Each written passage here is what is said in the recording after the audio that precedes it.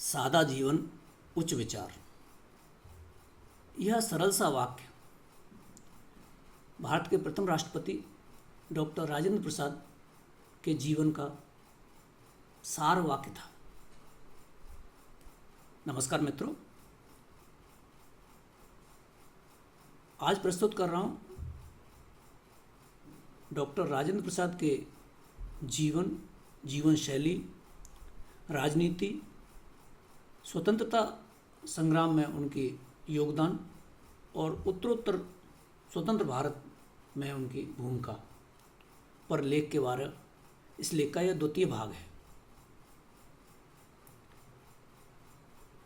Doctor Rajendra Prasad को 1934 में बम्बई में हुए कांग्रेस के अधिवेशन में अध्यक्ष निर्वाचित किया गया। उन्होंने गांधी जी की सलाह से अपने अध्यक्षीय भाषण को अंतिम रूप दिया था। इसके बाद जब 1939 में नेताजी सुभाष चंद्र बोस ने गांधी जी की इच्छा का सम्मान करते हुए कांग्रेस के अध्यक्ष पद से त्यागपत्र दे दिया था, उस समय भी वे अध्यक्ष चुने गए थे। द्वितीय विश्व युद्ध की समाप्ति पर ब्रिटेन ने महसूस किया कि अब भारत के साथ और अधिक समय चिपके रहना कठिन है। ब्रिटिश प्रधानमंत्री क्लेमेंट रिचर्ड एटली ने घोषणा की कि वे भारतीय नेताओं के साथ देश के विधान और सत्ता परिवर्तन के बारे में विचार विमर्श करेंगे। स्वाधीनता निकट ही दिखाई दे रही थी। 1946 में केंद्रीय और प्रांतीय विधानमंडलों के चुनाव और एक अंतरिम राष्ट्रीय सरकार बनाने का प्रस्ताव स्वीकार कर लिया गया था। इसी वर्ष जवाहरलाल नेहरू के नेतृत्व में 12 मंत्रियों के साथ एक अंतरिम सरकार बनी। राजेंद्र प्रसाद कृषि और खाद्य मंत्री नियुक्त हुए। यह काम उन्हें पसंद था और वे तुरंत काम में जुट गए। देश में इस समय खाद्य पदार्थों की बहुत कमी थी और उन्होंने खाद्य पदार्थों का उत्पादन बढ़ाने के लिए एक योजना भी बनाई, किंतु इन्हीं दिनों जिन्ना ने डायरेक्ट एक्शन डे का नारा दे दिया। कलकत्ता में 72 घंटे में 20,000 से अधिक लोग मारे गए, 30,000 से अधिक घायल हुए और कई लाख बेघर हो गए। पूर्वी बंगाल के नोआखाली जिले में हिंदुओं का व्यापक कत्लेआम हुआ।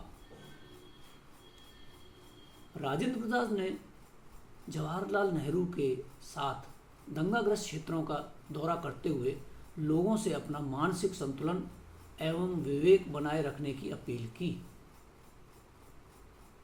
इन्हीं परिस्थितियों में 15 अगस्त 1947 को आज़ादी मिली। राजेंद्र प्रसाद जैसे नेताओं का अखंड भारत का सपना पूरा न हो सका। भारत के स्वतंत्र होने के बाद संविधान लागू होने पर उन्हें देश का पहला राष्ट्रपति चुना गया। राष्ट्रपति बनने पर भी उनका राष्ट्र के प्रति समर्पित जीवन चलता रहा। उन्होंने भारत की जनता के साथ अपना निजी संपर्क बनाए रखा। वे आमतौर पर रेलगाड़ी द्वारा यात्राएं करते थे और छोटे छोटे स्टेशनों पर उतरकर सामान्य लोगों से मिलते रहते थे।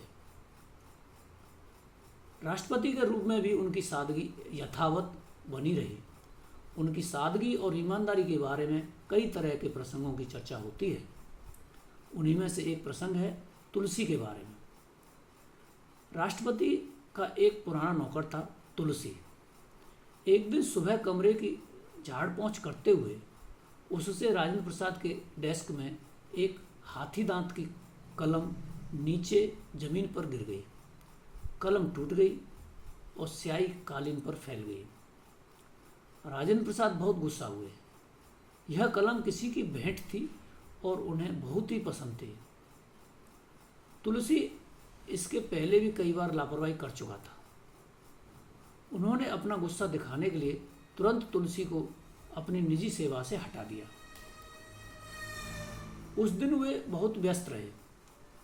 कई प्रतिष्ठित व्यक्ति और विदेशी पदाधिकारी उनसे मिलने आए, मगर सारा दिन काम करते हुए उनके दिल में एक कांटा सा चुभता रहा। उन्हें लगता रहा कि उन्होंने तुलसी के साथ अन्याय किया है। जैसे ही मिलने वालों से अवकाश मिला, राजेंद्र प्रसाद ने तुलसी को अपने कमरे में बुलाया। पुराना सेवक अपनी गलती पर डरता हुआ कमरे के भीतर आया। उसने देखा कि राष्ट्रपति सिर झुकाए और हाथ जोड़े उसके सामने खड़े हैं। उन्होंने धीमे स्वर में कहा, तुलसी, मुझे माफ़ कर दो। तुलसी इतना चकित हुआ कि उससे कुछ बोला ही नहीं गया। राष्ट्रपति ने फिर नम्र स्वर में दोहराया, तुलसी, तुम क्षमा नहीं करोगे क्या? इस बार सेवक और स्वामी दोनों की आंखों में आंसू आ गए। राष्ट्रपति के तौर पर उन्होंने कभी भी अपने संवैधानिक अधिकारों में प्रधानमंत्री या कांग्रेस को दखलंदाजी करने का मौका नहीं दिया और हमेशा स्वतंत्र रूप से कार्य करते रहे। हिंदू अधिनियम पारित करते समय उन्होंने काफ़ी कड़ा रुख अपनाया था। राष्ट्रपति के रूप में उन्होंने कई ऐसे फैसले दृष्टांत छोड़े जो बाद में उनके परिवर्तियों के लिए उदाहरण बन गए। भारत का संविधान लागू होने से एक दिन पहले अर्थात 25 जनवरी 1950 को उनकी बड़ी और लोकप्रिय बहन भगवती देवी का बड़ी और सर्वाधिक प्रिय बहन भगवती देवी का निधन हो गया। लेकिन वे भारतीय गणराज्य की स्थापना की रस्म के बाद ही दाह संस्कार में भाग लेने गए। 12 वर्ष तक राष्ट्रपति के रूप में कार्य करने के पश्चात उन्होंने 1962 में अवकाश लिया और उसके बाद सदाकत आश्रम में रहने चले गए। अवकाश लेने के बाद 1962 में राष्ट्र ने उन्हें भारत रत्न के सर्वोच्च सम्मान से विभूषित किया, किंतु देश की जनता सम्मान में उन्हें राजेंद्र बाबू या देश रत्न कहना अधिक पसंद करती है। सरोजिनी नायडू ने उनके बारे में लिखा था, उनकी असाधारण प्रतिभा, उनके स्वभाव का अनोखा माधुर्य, उनके चरित्र की विशालता और अति त्याग के गुण ने शायद उन्हें हमारे सभी नेताओं से अधिक व्यापक और व्यक्तिगत रूप से प्रिय बना दिया है। गांधी जी के निकटतम शिष्यों में उनका वही स्थान है जो ईसा मसीह के निकट सेंट जॉन का था। राजेंद्र प्रसाद मानते थे कि शिक्षा जनता की मातृभाषा में होनी चाहिए।